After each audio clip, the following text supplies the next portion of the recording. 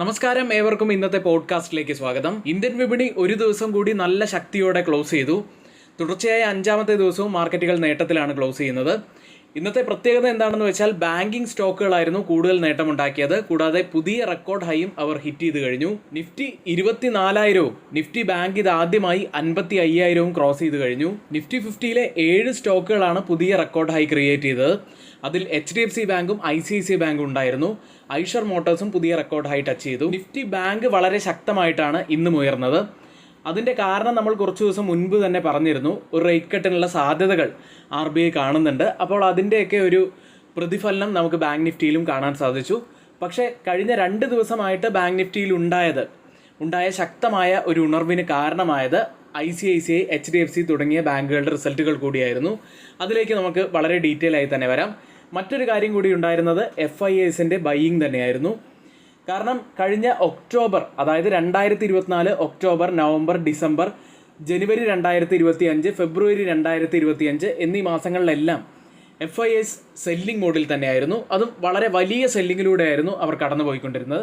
മാർച്ചിൽ വളരെ ചെറിയൊരു ബൈയിങ്ങിലൂടെ ഒരു പോസിറ്റീവിൽ അവർ ക്ലോസ് ചെയ്തു. ഏപ്രിലും അവർ സെല്ലിൽ തന്നെയാണ്. എന്നിരുന്നാലും ഇപ്പോൾ കഴിഞ്ഞ കുറച്ച് ദിവസങ്ങളായിട്ട് കൃത്യമായിട്ട് പറയുകയാണെങ്കിൽ ഏപ്രിൽ 15, ഏപ്രിൽ 16, 17, ഏപ്രിൽ 21 ഈ തീയതികളിലെല്ലാം അവർ നെറ്റ് ബയ്യേഴ്സ് ആയിരുന്നു. FIIs നെറ്റ് ബയ്യേഴ്സ് ആയത് വളരെയേറെ പോസിറ്റീവായി. അതായത് കേവലം 5 ദിവസങ്ങൾ കൊണ്ട് മാത്രം 16,639 കോടി രൂപയുടെ വലിയ ബയ്യിങ് ആണ് FIIs ക്യാഷ് മാർക്കറ്റിൽ നടത്തിയത്. അത് തികച്ചും വളരെ പോസിറ്റീവായിട്ടുള്ളൊരു കാര്യം തന്നെയായിരുന്നു. ഇന്ന് ഈ തിങ്കളാഴ്ച നിഫ്റ്റി 1.15% ഉയർന്നപ്പോൾ കൂടുതൽ നേട്ടമുണ്ടാക്കിയത് ബാങ്ക് നിഫ്റ്റി തന്നെയായിരുന്നു. 1.87% ഉയർന്നു. അതിൻ്റെ പ്രധാനപ്പെട്ട കാരണം ഇന്ന് രാവിലെ നമ്മൾ പറഞ്ഞ പ്രീ മാർക്കറ്റ് വീഡിയോയിൽ പറഞ്ഞ HDFC ബാങ്ക്, ICICI ബാങ്ക് തുടങ്ങിയവയുടെ റിസൾട്ടുകൾ തന്നെയായിരുന്നു. ആദ്യം നമുക്ക് HDFC ബാങ്കിൻ്റെ റിസൾട്ടുകളിലേക്ക് വന്നാൽ അനലിസ്റ്റ് എസ്റ്റിമേറ്റുകളെ ബീറ്റ് ചെയ്യുന്ന ഒരു റിസൾട്ട് തന്നെയായിരുന്നു. അതായത് ഇയർ ഓൺ ഇയറിൽ 6% വർധനവാണ് നെറ്റ് പ്രോഫിറ്റിൽ ഉണ്ടായത്. കൂടാതെ നെറ്റ് ഇൻട്രസ്റ്റ് ഇൻകത്തിൽ 10.3% വർധനവ് ഇയർ ഓൺ ഇയറിലും. NIM അത് സ്ലൈറ്റ്ലി ഇമ്പ്രൂവ് ചെയ്തിരുന്നു, 3.5%. കൂടാതെ ഡിവിഡൻഡായി 22 രൂപയും കമ്പനി പ്രഖ്യാപിച്ചു.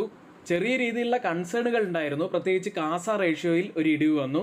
ഗ്രോസ് NPA അല്പം ഉയരുകയുണ്ടായി. കോർപ്പറേറ്റ് ലോണിൽ ഒരു ഇടിവ് സംഭവിച്ചു. ഇതൊക്കെ ഉണ്ടെങ്കിൽ കൂടി അതൊന്നും മാർക്കറ്റ് അത്രത്തോളം ഗൗരവത്തിൽ എടുത്തില്ല. മാർക്കറ്റ് വളരെ പോസിറ്റീവായിട്ടാണ് റിയാക്ട് ചെയ്തത്. മറ്റൊരു പോസിറ്റിവിറ്റി നൽകിയ ഘടകം ICICI ബാങ്കിൻ്റെ റിസൾട്ട് തന്നെയായിരുന്നു. നെറ്റ് പ്രോഫിറ്റിൽ ഇയർ ഓൺ ഇയറിൽ 18% വർധനവും നെറ്റ് ഇൻട്രസ്റ്റ് ഇൻകത്തിൽ 11% വർധനവും ഒക്കെ രേഖപ്പെടുത്തി. ഇതിൽ പറഞ്ഞതുപോലെ തന്നെ പ്രോഫിറ്റ് അനലിസ്റ്റ് എസ്റ്റിമേറ്റുകളെ ബീറ്റ് ചെയ്യുന്നത് തന്നെയായിരുന്നു. സ്ട്രോങ് NII, നെറ്റ് ഇൻട്രസ്റ്റ് ഇൻകവും അതർ ഇൻകവും സ്ട്രോങ് ആയിട്ടുള്ളത് തന്നെയായിരുന്നു. നെറ്റ് ഇൻട്രസ്റ്റ് മാർജിനും സ്റ്റേബിളായി തന്നെ തുടരുന്നത് വളരെയേറെ പോസിറ്റീവായി. ഈ റിസൾട്ടുകൾ കാണുമ്പോൾ നമുക്ക് തോന്നുന്നത് എന്താണെന്ന് വെച്ചാൽ, ഇപ്പോൾ കഴിഞ്ഞ ഏതാനും ദിവസങ്ങളായി TCS, അതുപോലെ ഇൻഫോസിസ്, വിപ്രോ തുടങ്ങിയ കമ്പനികളുടെ റിസൾട്ടുകൾ പുറത്തു വന്നിരുന്നു. ഇൻഫോസിസ്, വിപ്രോ എന്നീ കമ്പനികളുടെ ഫിനാൻഷ്യൽ ഇയർ 2026 ഔട്ട്ലുക്ക് നെഗറ്റീവായി എന്നത് ഒരു നെഗറ്റീവായിട്ടുള്ള ഘടകമായി. റിസൾട്ടുകൾ കമ്പയർ ചെയ്യുമ്പോൾ മറ്റുള്ള പ്രമുഖ IT കമ്പനികളുമായി കമ്പയർ ചെയ്യുമ്പോൾ TCSൻ്റെ നില അല്പം കൂടി മെച്ചപ്പെട്ടതാണെങ്കിലും തിരിച്ചടികൾ നേരിടുന്നു എന്നത് തന്നെയാണ് റിസൾട്ടുകൾ സൂചിപ്പിക്കുന്നത്. ഏതായാലും റിസൾട്ടുകൾ അനലിസ്റ്റ് എസ്റ്റിമേറ്റുകളെ ബീറ്റ് ചെയ്യുന്നതായിരുന്നില്ല. ഇത് ഒരു തലവേദനയായി തന്നെ തുടരുകയായിരുന്നു. അപ്പോഴാണ് ഈ ബാങ്കിങ് സെക്ടറിലെ പ്രത്യേകിച്ച് HDFC, ICICI ബാങ്കുകളുടെ റിസൾട്ടുകൾ ഇന്ത്യൻ വിപണിയെ പിടിച്ചു നിർത്തിയത്. ഏതായാലും ഇന്ന് എല്ലാവർക്കും നല്ലൊരു ട്രേഡിംഗ് ദിവസം തന്നെ ആയിരുന്നു എന്ന് പ്രതീക്ഷിക്കുന്നു. ഇനി ഇപ്പോഴത്തെ നമുക്ക് മാർക്കറ്റിൻ്റെ ഒരു സിറ്റുവേഷൻ അനലൈസ് ചെയ്യാം. ആദ്യം ക്ലോസ് ചെയ്ത ഏഷ്യൻ മാർക്കറ്റുകൾ മിക്സഡ് ആയിരുന്നു. ജപ്പാൻ മാർക്കറ്റ് നിക്കി 1.31% ഇടിഞ്ഞു. സിംഗപ്പൂർ മാർക്കറ്റ് 1% മുകളിൽ പോസിറ്റീവിൽ ക്ലോസ് ചെയ്തു.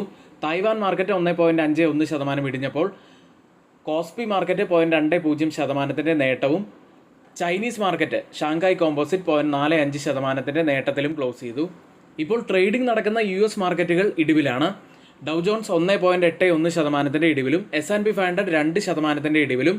കൂടുതൽ നഷ്ടത്തിൽ ഇപ്പോൾ ട്രേഡ് ചെയ്യുന്നത് നാസ്ഡാക്ക് ആണ്. 2.61% ഇടിവിലുമാണുള്ളത്. ഗിഫ്റ്റ് നിഫ്റ്റി ഇപ്പോൾ ഉള്ളത് 24,108 എന്ന നിലയിൽ 42 പോയിന്റ്സ് ഡൗൺ സൈഡിലാണ് ഇപ്പോൾ ട്രേഡ് ചെയ്യുന്നത്. ഏതായാലും കൂടുതൽ കാര്യങ്ങൾ നമുക്ക് നാളത്തെ മാർക്കറ്റ് ന്യൂസ് സെഗ്മെന്റിൽ പറയാവുന്നതാണ്. എല്ലാ ദിവസവും രാവിലെ 9 മണി മുതൽ 3:30 വരെ നമ്മളെല്ലാ എഡ്യൂക്കേഷൻ വ്യൂസും നമ്മുടെ പെയ്ഡ് എഡ്യൂക്കേഷൻ ടെലഗ്രാം ചാനലിലാണ് നൽകാറുള്ളത്. ഗ്രൂപ്പിനെ കുറിച്ച് കൂടുതലായിട്ട് അറിയണമെന്നുണ്ടെങ്കിൽ നമ്മുടെ വാട്സപ്പ് നമ്പർ നമ്മുടെ കമൻറ്റ് ബോക്സിൽ പിൻ ചെയ്തിട്ടുണ്ട്. അതിൽ ക്ലിക്ക് ചെയ്ത് നിങ്ങൾക്ക് ഞങ്ങളുടെ ഗ്രൂപ്പിൽ ജോയിൻ ചെയ്യാവുന്നതാണ്. ഏതൊക്കെ സ്റ്റോക്കുകളാണ് നമ്മുടെ ടാർഗറ്റ് ഹിറ്റ് ചെയ്യുന്നത്, ഏതൊക്കെയാണ് നന്നായി പെർഫോം ചെയ്യുന്നത്, ഏതൊക്കെയാണ് നമ്മുടെ സ്റ്റോപ്പ് ലോസ് ഹിറ്റ് ചെയ്യുന്നത്, ഇത്തരത്തിലുള്ള എല്ലാ കാര്യങ്ങളും നമ്മൾ ഈ ഗ്രൂപ്പിൽ ഷെയർ ചെയ്യാറുണ്ട്. സ്റ്റഡി നിഫ്റ്റി മലയാളത്തിന്റെ ഓഫ്ലൈൻ ബാച്ച് ഈ വരുന്ന വ്യാഴാഴ്ച മുതൽ ആരംഭിക്കാൻ പോവുകയാണ്. ഒരു മാസത്തേക്കാണ് കോഴ്സിന്റെ ഡ്യൂറേഷൻ വരുന്നത്.